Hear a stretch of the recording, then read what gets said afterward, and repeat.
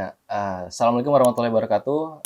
Teman-teman semua, saat ini kita lagi di acara ngobrol bersama Abi Amir dengan saya Rifai. Bagaimana Bi pendapat Abi tentang, saya mau menanya nih sebelumnya, dalam background saya sebagai anak muda milenial yang saat ini disebut dengan Gen Z. Nah, seringkali kita ini merasa bahwa kita sebagai anak muda terkadang terlena oleh perkara-perkara yang seharusnya kita tuh nggak terlena oleh hal itu. Contohnya apa? Seperti contoh, wanita, Bi. Wanita kan saat kita masih di masa-masa seperti saya ini 20 tahun ini, Puber. ya masa-masa puber, rasanya tuh ketika melihat wanita tuh merasa kayak ada rasa ingin memiliki, ada rasa nafsu, ada rasa ingin kita pengen dekat dengan dia gitu. Nah, tapi di satu sisi Belum waktunya. belum waktunya gitu Untuk loh. menikah gak berani. Untuk menikah nggak berani. Untuk mendekati takut dosa, tapi Iya. nafsu mulai kayak merasa diri ini menggebu-gebu gitu lebih. Nah, Iya. bagaimana sekiranya menurut Abi, khususnya nasihat bagi kita nih kaum milenial untuk menghadapi hal seperti itu, Bi? Iya. Tahu nggak?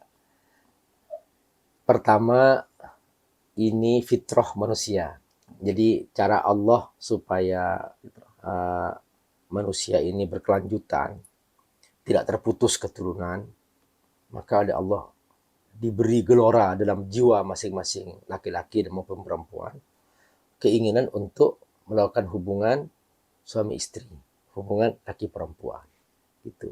Nah, kenapa? Karena dari situ ada keberlanjutan hidup manusia. Lahirlah kemudian anak-anak sebagai keturunan mereka, dan dari situlah lahir generasi ke generasi.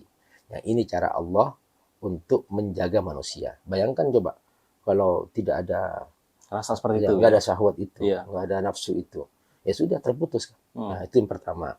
Nah, kemudian yang kedua, cara Allah untuk menjaga fitrah ini supaya terus-menerus ada dalam jiwa laki maupun perempuan, Allah beri aturan bahwa caranya menikah, gitu. Iya. Caranya menikah. Nah, kenapa?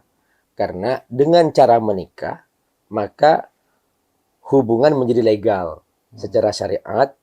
Nah, ketika legal secara syariat, maka nasab dari keturunan yang dilahirkan itu menjadi legal juga. Maka dia dapat hak waris.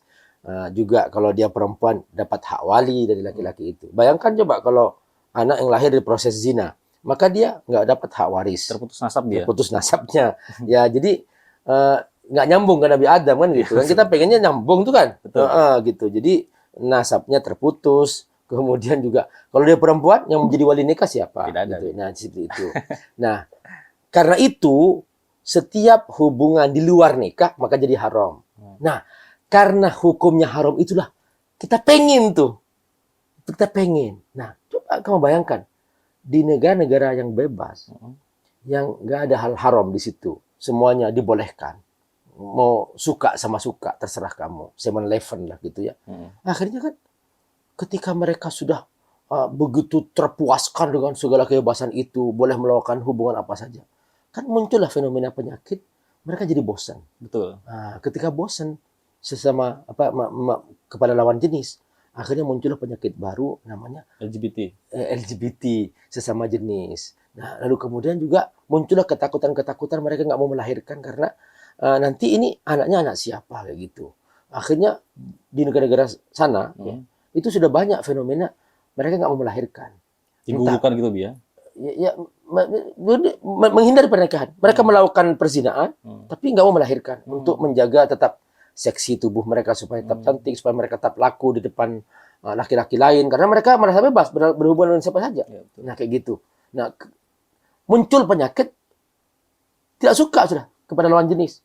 Nah, tidak suka pernikahan, maka terputuslah keturunan-keturunan itu. Akhirnya terjadi pemusnahan secara bertahap, tidak ada keberlanjutan keturunan di negara-negara sana ya. Nah, dari situ kemudian sekarang ini misalnya muncul di Jepang itu rumah-rumah sudah kosong karena nggak ada yang mau menghuni dan dijual murah gitu, dijual 10 juta, siapa yang mau, karena orang Jepang, wanita Jepang sudah nggak mau melahirkan itu. Nah, sementara di kita kan kenapa kok pengen menikah? Karena itu kan diharamkan kalau perzinahan. Betul. Nah, itu muncul, makanya karena kamu ingin menikah, maka akhirnya muncul itu. Coba seandainya kamu hidup dalam bebas, kamu akan bebas berzina, bebas. Akhirnya kamu lama-lama bosan kan? Nah, seperti itu. Nah, itu rahasianya. Sesuatu yang dilarang itu menarik. Betul. Misalnya gini, saya bilang, ini namanya Dan Rifai. mahal, Bi. Mahal. Saya bilang, Rifai gitu. Nah, nih, coba kamu jalan ke sana, tapi jangan menoleh ke kiri ya, pas ada tiang. Nah, kamu mikir apa? Pengen menoleh kan? Pengen mulu ya? Nah, coba saya bilang, jalan aja ke sana. Nggak usah kasih larang. Kamu nggak mikir kan? Nggak mikir. Nah, gitu. Jadi, jangan berzina, jangan deket zina. Akhirnya jadi menarik gitu. Nah, itu rahasianya. Jadi, mengapa Allah syariatkan pernikahan? Untuk menjaga gelora syahwat itu dan disalurkan pada tempatnya sesuai dengan prosedurnya, dan akhirnya dari situlah lahir keberlanjutan manusia. Nah, itu sebetulnya maksud daripada itu. Nah, masa puber itu ya memang dimiliki setiap orang, laki maupun perempuan, ada keinginan untuk itu. Tapi kita harus berusaha menjaganya, jangan sampai nekat belum punya, gitu, Bi, ya? ya belum punya kemampuan untuk menafkahi dan sebagainya, langsung nikah gitu misalnya kan, terus mau diapain? Nah, seperti itu. Nah, itu namanya nekat ya. Nah, atau jangan terlalu ragu sehingga dia melambat-lambatkan diri, kemudian sampai tidak ada semangat untuk menikah. Itu juga salah. Jadi normal-normal saja. Jadi tidak usah terlalu takut, karena kata Allah dalam Quran bahwa jika kamu miskin, Allah akan memberikan rezekinya. Justru kata Nabi, di balik pernikahan itu ada rezeki. Faksi berizki bizawaj. Artinya kalau kamu merasa kesulitan dapat rezeki, nikah aja gitu. Tapi sudah waktunya menikah. Nah, setelah itu ada dapat rezeki. Itu cara Nabi. Dan Allah menjamin bahwa tidak mungkin Allah membiarkan hambanya yang bersungguh-sungguh mentaati Allah, menjaga kesucian dirinya, dia dibiarkan miskin, nggak mungkin. Selama dalam ikhtiar yang jujur, yang baik, insya Allah Pasti ada jalan dia. Pasti ada jalan gitu. Makanya kalau seumpama ternyata dia belum mampu, sekarang masih belajar dan belum berani, ya siam, puasa. Puasa dong. Fa innahu lahu wija, kan kata Nabi kan. Menahan diri dan puasa. Iya, ada wija, penahan diri gitu ya. Nah, ada satu hal yang menarik lagi nih, Bi. Kayak misal ketika kita sudah memiliki perasaan dengan seorang perempuan di saat kita masih dalam proses memperbaiki diri, apakah baiknya kita itu mengungkapkannya dalam doa atau kita ungkapkan kepada keluarga tersebut, Bi? Misal kita ingin mencoba melamar tapi belum berani, tapi kita coba ungkapkan dulu gitu. Ini gini. Itu bagaimana itu? Kamu tuh mirip sama saya. Oh gitu. Iya. Dulu itu saya itu waktu sekolah SD. Saya itu ada satu orang saya suka banget. Iya. Suka banget. Tapi karena saya miskin, dia cukup mampu dan cantik banget gitu ya. Tapi saya nggak berani mengungkapkan. Minder ya? Minder. Tapi saya lampiaskan, tau nggak? Gimana? Saya berprestasi supaya dia perhatian ke saya. Saya belajar yang sungguh-sungguh. Saya ranking 1 gitu. Tapi sudah terkenal saya ranking 1. Dia juga nggak dekat sama saya juga nggak dekat gitu loh. Miris dong. Ya iya, sedih banget. Nah, baru hilang sedih itu, ternyata dia bukan nasib saya.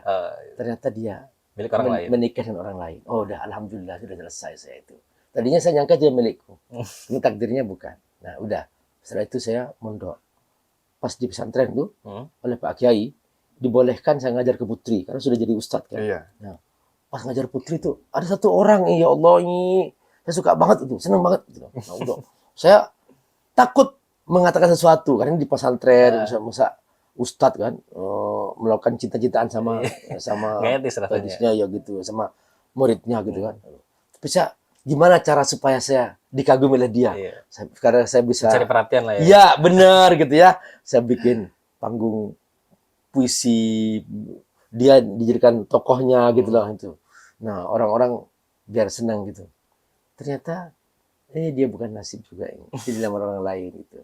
Ya sudah, akhirnya saya berdoa mudah-mudahan semua yang aku cintai itu dia mendapatkan terbaik. Itu takdir Allah Subhanahu. Dan pasti itu ketentuan Allah gitu.